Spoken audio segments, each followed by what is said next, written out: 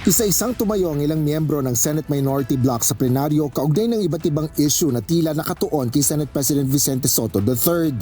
Unang nagpahayag si Senador Robin Hood Padilla sa ani ay paninira umano sa kanya habang inaawit ang pambansang awit ng Pilipinas na ibinalita ng isang pahayagan. Noong pong dati na binigyan ako ng issue na isang chismis, naglabas po kagad ng ating Sergeant of Arms ng report at binigay niya po kagad sa media. Ito po, wala pong kahit na sino ang nagpapaliwanag na hindi ko po ginawa. Ang tanong ko po, meron po ba tayong tinititigan sa tinitingnan dito? Kasi napakabigat po ng akusasyon na ito sa harapan po ng ating bandila. Ako po yung magngangat-ngat. Hiniling ni Padilla ang formal na investigasyon at pahayag ng Senado kaugnay ng issue. Inirekomenda naman ni Senate Majority Leader Juan Miguel Zubiri na isang guni ito sa Committee on Public Information na pinamumunuan din ni Senador Padilla. Pinanigan naman ni Sotto si Padilla kaugnay ng issue. Ako na mismo bilang Senate President o tagapangulo ninyo, ako na nagsasabi na hindi ninyo ginawa yan. At tama yung mag-apologize sila sapagkat mali ang pinakita nila. Kasunod nito, binuksan ni Senador Ronald Bato de la Rosa ang issue na tila nakatuon naman sa isang pahayag ni SP Sotto. Kaugnay ito ng pagpapalipat-lipat ng pisikal na kustudiya ni Bryce Hernandez, dating opisyal ng pamahalaan na nasasangkot sa anomalya sa flood control. If I quote your answer, Mr. President, gimmick yan ng minority. Hindi ba nila naiisip na baka si Martin Romualdez ang tuta ko?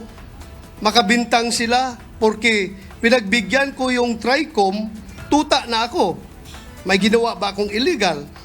Yung request ng House of Representatives, illegal? Hindi. Ang gusto ninyo, awayin ko yung House of Representatives on day one. Mamatay sila sa sama ng loob.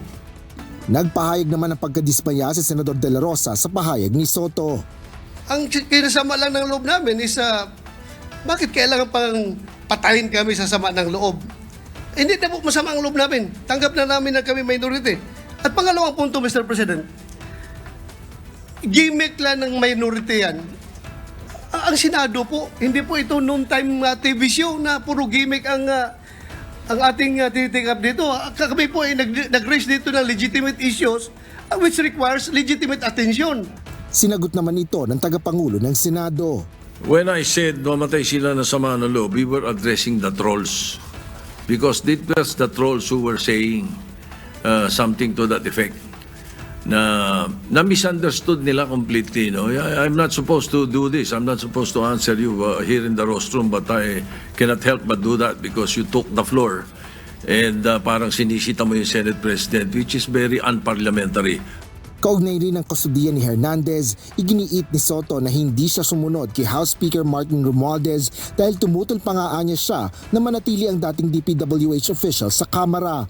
Inindigan naman ni Senate Minority Leader Alan Peter Cayetano ang pagsisiyasat ng ilang miyembro ng minorya.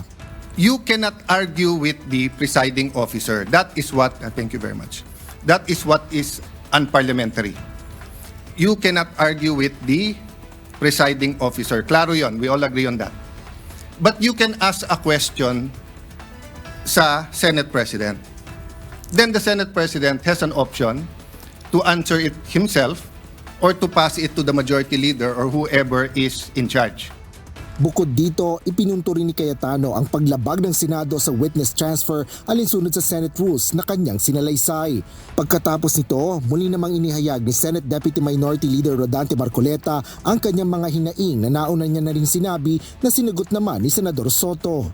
As far as I'm concerned, there's nothing illegal or out of the rules that we have done. My opinion, as aired, kung hindi nyo nagustuhan, pagpasensya nyo ako. Kung hindi nyo nagustuhan yung mga sinabi ko, na opinion ko. Pero I never mentioned names. When I said, baka na-edit, tama yung sinabi ni Senator Pangilinan. Iba yung thinking eh. Bakit iisipin nyo kagad na pinapa-edit ko yung affidavit?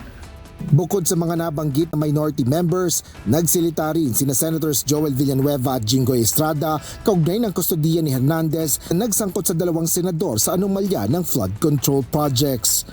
Asher Cadapan Jr., UNTV News and Rescue, Diyos ang aming sandigan, serbisyo publiko ang aming pinahalagahan.